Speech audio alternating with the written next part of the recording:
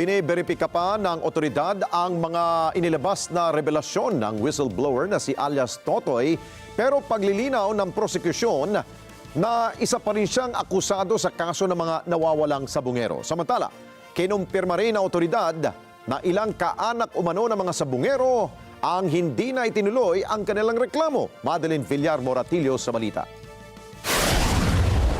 Nananatili pa ring akusado sa kaso ng mga nawawalang sabungero ang whistleblower na si Julie Patidongan alias Totoy.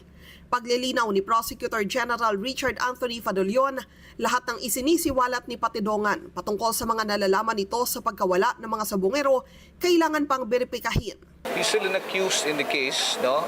Although he is or he may be considered a whistleblower, as of this time, no, all the things that have been disclosed are still being subject of validation and evaluation by the law enforcement authorities. Hanggang ngayon wala pa rin anya silang hawak na affidavit ni Patidongan. Kailangan naman nating i-validate at tiyakin na yung mga sinasabi ay may pinagbabasihan, no? At doon pa lang natin malalaman kung ito'y magkakaroon ng siguro pagbabago doon sa pag-usad ng kaso. Kailangan kasi anyang mapanumpaan muna ang mga pahayag nito para magamit sa kaso. Sa Hulyo 22, muling magkakaroon ng pagdinig ang Manila Regional Trial Court patungkol sa kaso ng mga nawawalang sabungero. Sabi ni Fadolion, may 2 testigo silang ipipresenta dito. Kinumpirma naman ni Fadolion na may mga kamag-anak ng nawawalang sabungero ang umatras na. Hindi naman anya ito problema dahil uusad pa rin ang kaso. Kahit na sila'y umatras, no, pinagpatuloy ng department kasi yung sa aspeto ng pamilya, that's only as far as yung civil aspect is concerned.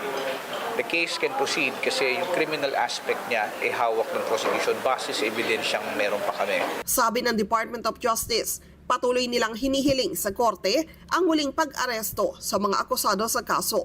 Sa ngayon kasi nakakalaya sila pansamantala matapos makapagpiyansa. Madeline Villar Moratillo para sa Mata ng Agila. Matatag, matapang, matapat.